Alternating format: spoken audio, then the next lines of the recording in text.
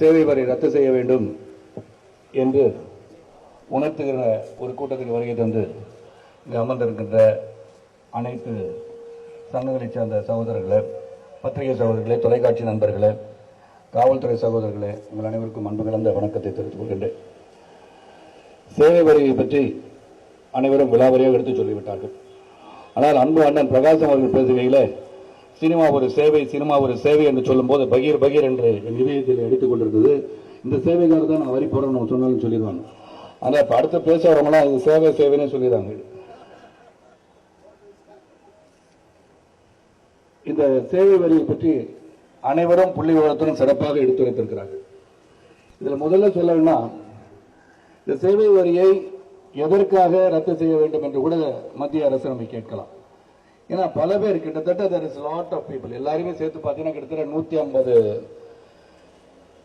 வித்தியாசம். எல்லா இதுக்கும் ரைட் பண்ணி ஆடிட்டர்ஸ் சேவை வரி கட்டுறாங்க, அப்புறம் எனி சர்வீஸ், செக்யூரிட்டி சர்வீஸ் சேவை வரி கட்டுறாங்க. நீங்க மட்டும் ஏன் கட்ட மாட்டீங்களா அப்படின்னு கேட்கறதுக்கு அன்பு சகோதரர் இங்க ரவி அவர்கள் பேசும்போதெல்லாம் சொன்னாங்க.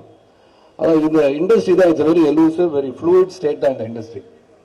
இப்ப பார்த்திபன் அவர்கள் பேசும்போது கூட சொன்னார்கள், விலை நிர்ணயம் செய்யப்பட்ட பொருட்கள் எல்லாம் தயாரிக்கப்படுகின்றன. ஒரு சோப்புக்கு ஒரு விலை இருக்கு அப்படின்னு சொன்னாங்க. நான் இதை ரொம்ப டீப்பா திங்க் பண்ணி பார்ப்பேன் சில சமயம். ஏன்னா சினிமா ஒரு மாயை, நிழல், இது ஷேடோ.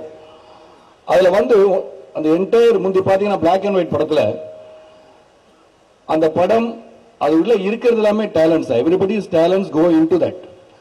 அந்த நெகட்டிவ் இந்த படம் முதல் நாள் காட்சிக்கு அந்த படம் விற்கப்படாமல் இருந்தா அப்போ அந்த பிளாக் அண்ட் ஒயிட் நெகட்டிவ்ல சில்வர் நைட்ரேட் கிடைக்கும், ஒரு 500 ரூபாய் கிடைக்கும். ஆனா இப்ப அந்த கலர் படத்துல அதுவும் கிடையாது. You can get nothing from the negative that is available நவ. அதுல பாத்தீங்கன்னா அது ஒரு 2 கோடியில படம் எடுத்தாலும் சரி, 5 கோடியில படம் எடுத்தாலும் சரி, அதுல இருக்கிறது எல்லாமே டேலண்ட் தான். It cannot be sold. அப்படி பாத்தீங்கன்னா ரா மெட்டீரியல் அப்படின்னா பாத்தீங்கன்னா talent is raw material in film industry. அப்படி இருக்கும்போது ஒரு சோப்பு விக்கல அப்படின்னு சொன்னா 5 ரூபாய்க்கு நீங்க அதை தயாரிப்பு செலவு இருந்திருந்தா ஒரு 2 ரூபாய்னு சொல்லி கூட அதை வித்துடலாம். ஆனா cinema is not such an industry. 10 கோடி படம் எடுத்து முதல் நாள் யாராச்சும் ஒருத்தர் இன்னைக்கு இருக்க டெக்னாலஜி டெவலப்மெண்ட்ல ஒரு SMS இந்த படம் டப்பா போய் பார்க்காதன்னு சொன்னாலே தியேட்டருக்கு ஆள் போக மாட்டாங்க. ஹைலி காம்படிட்டிவ் ரிஸ்கி பிசினஸ் அப்படின்னு சொன்னா இன்னைக்கு எல்லா பிசினஸோட சேர்த்து பார்க்கும்போது அது சினிமா தான். அப்படி இருக்கும்போது இந்த சினிமா கொஞ்சம் காப்பாற்றணும்.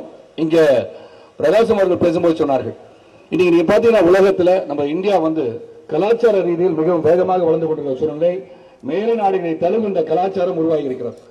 அதனால நிறைய மன அழுத்தங்கள் உள்ள ஒரு நிலைமை ஏற்பட்டது உங்களுக்கு எல்லாம் தெரியும்.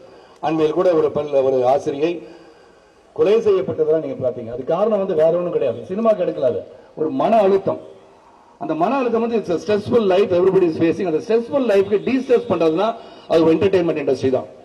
அந்த entertainment industry make you laugh, make you think, எது தவறு எது சரி என்று சொல்லிக் கொடுப்பது தான் அந்த பாடங்கள். அல்ல சினிமா சில பேர் சொல்லிடுறாங்க சினிமால பார்த்து தான் கொலை பண்றாங்க, அதெல்லாம் உண்மை கிடையாது. ஏன்னு சொல்றேன்னா இட்ஸ் டீஸ்ட்ரெஸிங் பிளேஸ். ஒரு கவுன்சிலிங் பண்ற மாதிரி சினிமா உள்ள போய் உட்காரும் போது அந்த 2 மணி நேரமோ அந்த 1.5 மணி நேரமோ you start thinking, you forget yourself. அங்க போய் உட்கார்ந்து பார்த்துட்டு இருக்கீங்க. So it's entertaining people, de-stressing people. நீங்க இரவு நேரத்துல பாத்தீங்கன்னா என்ன பத்தி சொன்னா, நான் இரவுல உட்கார்ந்து இருக்கும் போது இந்த காமெடி டைம் போட்டு பார்த்துக்கிட்டே இருப்பேன். காரணம் makes you laugh.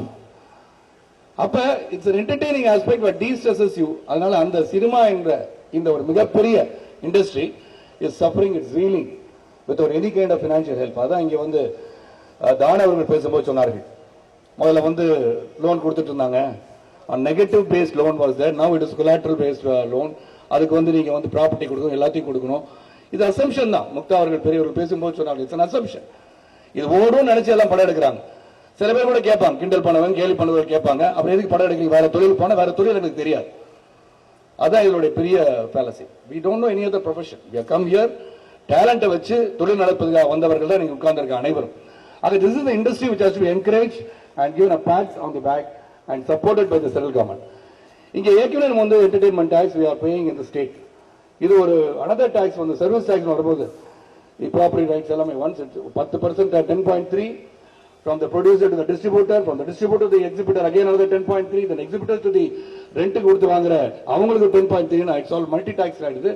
Multi tax இந்த இண்டஸ்ட்ரியில் it is not possible to pay. அதான் நீங்க வலியுறுத்துற அளவிலே அகில இந்திய ரீதியிலே இந்த அனைத்து கலை உலகமும், இந்தியாவுடைய கலை உலகம் அனைவரும் இதை சப்போர்ட் பண்ணிருக்காங்க. அதை நீங்க மனசுல வச்சுக்கணும். எதுக்குன்னா இது ரொம்ப கட்ட முடியாத ஒரு சேவை வரி.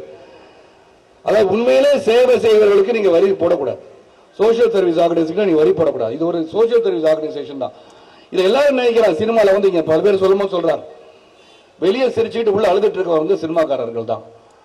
ஆனா அதுக்கு நான் பதிலும் சொல்லிட்டேன். கிண்டலா சொல்லலாம், ஏன் எடுக்கிறீங்க, எடுக்க வேற தொழில் போனா, தொழில் தெரியாதனால இங்க எடுத்துட்டு இருக்கோம். சோ இது ஒரு பெரிய ரிஸ்கியான ஒரு பிசினஸ் இருக்கிற இடத்துல ஐ திங்க் இந்த இண்டஸ்ட்ரி ஷுட் பி சப்போர்ட்டட். பல பேரும் கேட்பாங்க, உங்களுக்கு மட்டும் என்ன விதிவிலக்கு, why should the government always support the city industry கேட்பாங்க.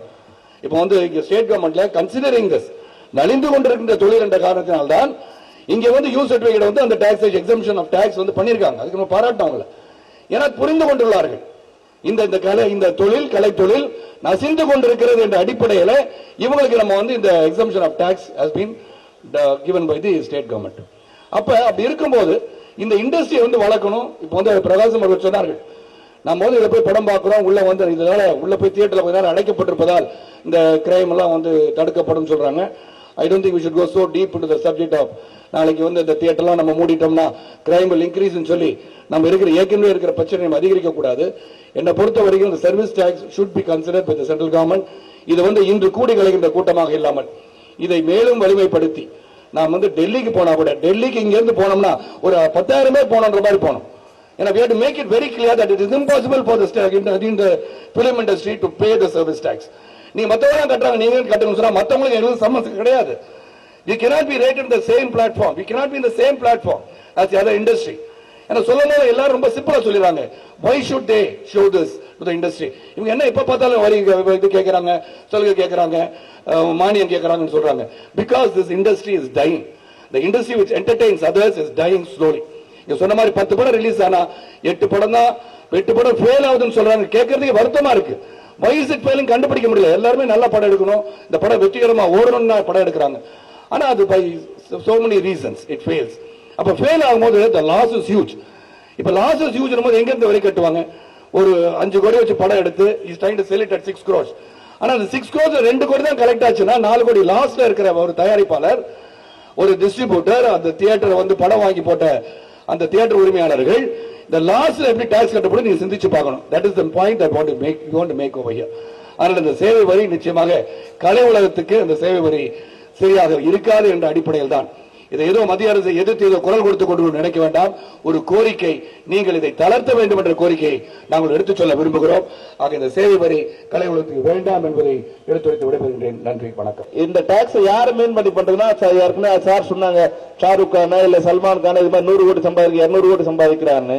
இது மாதிரி பல கோடிகளை சம்பாதிக்கிறோம். குறைஞ்சபட்சம் விரல் விட்டு எண்ணக்கூடிய செலிபிரிட்டிஸ் இருப்பாங்க. அதிகபட்சம் 25 பேர் இந்தியா முழுக்க வருவாங்க.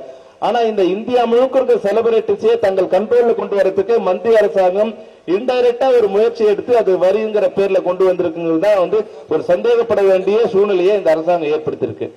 ஏன் எல்லாமே ஏன் சென்ட்ரல் கவர்மெண்ட் வந்தா எந்த மினிஸ்டர் வந்தாலும் சினிமாவை திரும்பி பார்க்க மாட்டாங்கன்னா, யாரா ஸ்டேட்ல ஒரு எம்எல்ஏ பண்ணாலும் இந்த செலிபிரிட்டி திரும்பி பாக்குறாங்களே. இந்த செலிபிரிட்டிஸ் ரிவெஞ்ச் எடுக்கிறதுக்காக எங்களை பழி வாங்குற மாதிரி தான் இந்த டாக்ஸ் இருக்கு தவிர இது உண்மையான ஒரு டாக்ஸேஷனா எனக்கு தெரியல. இது அரசாங்கத்துக்கு எதிரானது. ஆனா அதுக்கு முன்னாடி இந்த டாக்ஸால பாதிக்கப்பட போற எல்லாருமே இங்க தமிழ்நாடு முழுக்க இது மாதிரியான எதிர்ப்புணர்ச்சியை மக்கள் கிட்ட இந்த டாக்ஸ் வந்து சட்டவிரோதமான வரி விதிப்புங்கிறத மக்கள் முன்னாடி கொண்டு சென்றாதான் இது வந்து கொஞ்சம் பலனளிக்க கூடுதலா இருக்கும். அந்த முயற்சியில தமிழ் தலைவர் இறங்கணும். அதுக்கான உறுதுணையா நாங்கள் உறுதுணையா இருப்போம் என்று கூறி விடைபெறுகிறேன். நன்றி, வணக்கம்.